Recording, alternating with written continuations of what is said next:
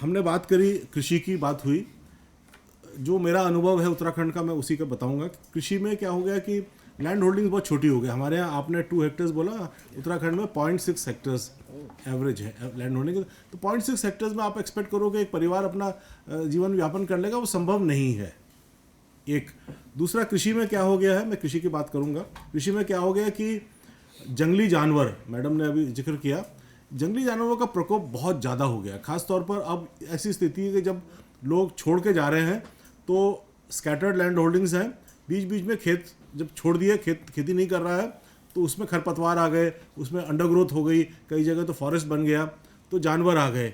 उससे जो सराउंडिंग, जो आसपास के जो खेत हैं, उन पे खेती करने में दिक्कत आ रही है। और क्योंकि आबादी कम हो रही है, पलायन हो रहा है, माइग्रेशन हो रहा है, तो खेती हमेशा गांव के अंदर एक सामूहिक एक्टिविटी थी। It was always a collective activity. खेती पहाड़ के अंदर कभी ऐसा नहीं हुआ कि अकेले वो खेत पूरा जोत रहा है।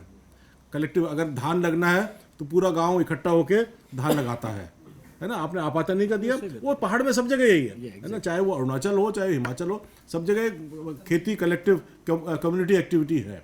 तो जब कम्युनिटी है ही नहीं वहाँ, तो वो खेती अपने आप छूट रही है। हमारे यहाँ लगभग पिछले 10 सालों में 1 लाख हेक्टर, 7 लाख हेक्टर में से 1 लाख हेक्टर खेती पर्वतीय जिलों में लोगों ने छोड़ दी है। एक और खेती में देखने को मिल रहा है कि जो यूथ है, जो युवा है, वो खेती नहीं कर रहा है। और ये हार्ड फैक्ट है। युवा आपको हल जोतते हुए बहुत कम मिलेगा। मैं ऐसा नहीं कहूँगा बिल्कुल ज़ीरो हो गया है, लेकिन हल जोते तो युवा खेती से हट रहा है। युवा प्रेफर करेगा, जहाँ उसने 10वीं 12वीं या ग्रेजुएशन कर ली, तो प्रेफर करेगा मैं अपना काम करूँ या मैं नौकरी करूँ। उससे पूछो क्यों, तो कहता है साहब खेती में अनसर्टेनिटीज़ बहुत ज़्यादा हैं।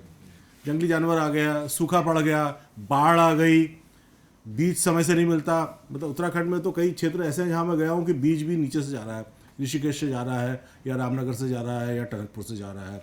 तो जो बीज पैदा कर रहे थे किसान, उन्होंने भी बीज पैदा करना बंद कर दिया है। तो खेती बड़ी एक, खासकर उत्तराखंड में खेती बहुत बड़ा एक चैलेंज है। ऑर्गेनिक खेती आपने ठीक बोला, पैचेस में है। ऑर्गेनिक खेती में पिकअप करने में बहुत टाइम लगेगा। और खेती में एक मार्केटिंग की भी इशू है। मतलब सिचुएशन ये है कि मैं उदाहरण दूंगा, एक ब्लॉक है अल्मोड़ा के पास, लमगढ़ा। लमगढ़ा हमारा एक विकास खंड है, बहुत सब्जी होती है वहाँ।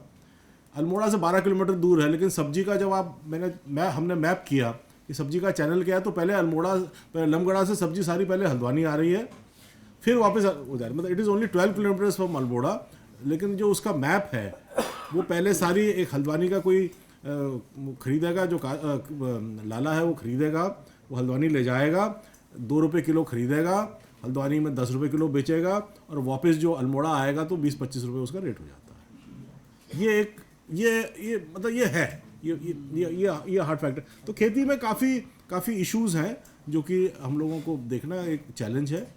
और आपने आपातानी ट्राइब्स का दिया, मुझे उसमें बात वो महिलाओं की स्ट्राइकिंग लगी, इसलिए मैंने बात स्पेसिफिकली बोला कि पर्वतीय क्षेत्रों में महिलाओं की भूमिका बहुत अहम है। हमको ये हमेशा पर्वतीय जिलों की बात कोई भी करनी, चाहे उत्तराखंड की हो चाहे हिमाचल को, किसी भी राज्य की बात करें, तो महिलाओं, विमेन सेंट्रिक हमको डिस्कशंस करना ज़रूरी है। थोड़ा माइग्रेशन पे मैं बोलूँगा। माइग्रेशन ठीक है, एस्पिरेशनल माइग्रेशन बहुत अच्छी बात है, हम भी गांव से एस्पिरेशनल माइग्रेशन में ही निकले। डिस्ट्रेस माइग्रेशन, जिसको मजबूरी में पलायन भी है, समस्या है। उत्तराखंड में राज्य सरकार के आंकड़े कहते हैं कि जो पर फैमिली इनकम है वो 5,000 रुपये है पर्वतीय जिलों में। तो 5,000 रुपये में आप उम्मीद करें कि साहब वो गांव में रहेगा, वो नहीं रहेगा। और अगर आपका गांव ही डिपॉपुलेटेड है तो फिर वहाँ ग्रोथ नहीं हो पाएगी। कई कार्यक्रम चल रहे हैं, होम स्टेज चल रहे हैं, होम स्टेज में अपनी प्रॉब्लम्स हैं। सीजनल इनकम है, होम स्टे कहना बहुत आसान है, एक बड़ा सीजनल इनकम होता है, विंटर्स में नहीं होता। होम स्टे वाले को ये नहीं पता कि मुझे ओयो और ट्रिबो से मैं लिंक नहीं करूँगा तो कोई आएगा नहीं। एक हमारे बहुत अच्छा सुंदर स्थल है चकोड़ी, बड़ा अच्छा पंचाचूली पीक्स का बड़ा अच्छा व्यू है। गर्मियों में मैं गया, मई के आखिरी में, दिल्ली में जब 45-46 डिग्री टेम्परेचर हो रहा था, तो वो होम स्टे वाला खाली बैठा था। मैंने कहा क्यों भैया, आप तो खाली बैठो, इस समय तो आपके यहाँ रश होना चाहिए। कहना साहब कोई आता ही नहीं है। अब वो कोई अपना आप नहीं आएगा। दिल्ली में जो बैठा है पर्यटक, उसको ये नहीं पता चकोड़ी में कोई होम स्टे है, चकोड़ी शायद पता ही नहीं होगा।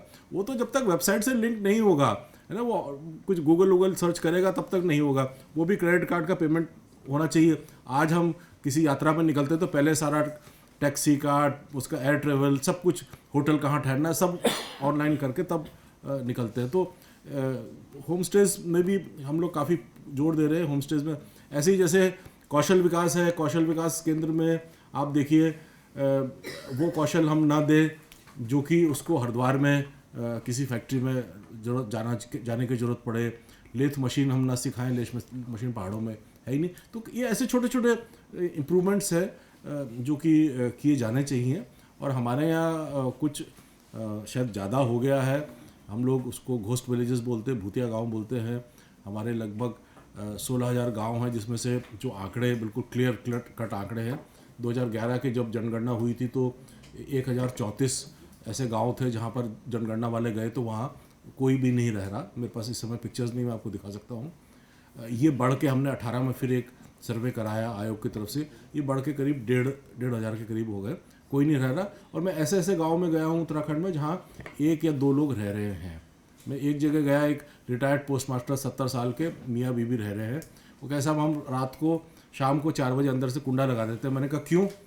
कह लगे साहब बाघ आता है यहाँ। अब बाघ तो आएगा ही, जब गाँव में कोई नहीं रह रहा, खेती छोड़ दी लोगों ने, तो बाघ तो अपना आप ही आएगा। मैंने कहा साहब कब तक रहोगे? तो कह लेंगे भैया जब दोनों में से एक जिंदा है, एक मर जाएगा तो हमारे बच्चे गुड़गांव में काम कर रहे हैं, हम भी चले जाएंगे। ऐसी भी स्थिति है कि कोई गुजरता है तो आसपास के गांव में फ़ोन करना पड़ता है कि भाई क्रिमेशन के लिए आ जाओ। 4 आदमी नहीं मिलते क्रिमेशन में ले जाने के लिए। तो ऐसी स्थिति, ये स्थिति बहुत अच्छी नहीं है। मतलब दिस इज़ नॉट, ये एस्पिरेशनल माइग्रेशन अगर ये है तो मैं इसको ठीक नहीं मानता, है ना, कि आप बिल्कुल 4 आदमी भी नहीं आपको मिल रहे हैं वो करने के लिए। और घर खंडर हो गए कई जगह। अभी एक उदाहरण था, हाइड्रो प्रोजेक्ट एक बन रहा है, उन्होंने लैंड एक्वायर करी, कुछ रास्ता निकलना था तो कुछ घर एक्वायर हुए, एक्विजिशन का वो हो गया, लेकिन वो अथॉरिटीज़ को यही नहीं पता लगा कि कंपनसेशन, पता नहीं चल पाया कंपनसेशन किसको दें। और जब तक कंपनसेशन नहीं दे सकते तो आप उसके मकान नहीं तोड़ सकते। तो उस करके भी एक काफ़ी दिन तक जद्दोजहद चली, बिकॉज पता ही नहीं है लोग गए कहाँ। होगा कहीं प्लेन में बैठा होगा, बॉम्बे कहीं, दिल्ली में कहीं बैठे होंगे। तो वो स्थिति बहुत अच्छी नहीं है और चिंताजनक है। लेकिन काफ़ी, जैसे आज मुख्यमंत्री जी ने भी बोला, काफ़ी प्रयास चल रहे हैं, समय लगेगा। मैं तो काफ़ी होपफुल हूँ कि ये स्थिति सुधरेगी। तो मैं अब आयोजकों का और हमारे स्पीकर्स का और सभी ऑडियंस का बहुत बहुत आभारी हूँ कि आप लोगों ने 2 बहुत अच्छे हमारे एग्जाम्पल्स, एक तो उत्तराखंड के और एक अरुणाचल के सुने। बहुत बहुत धन्यवाद।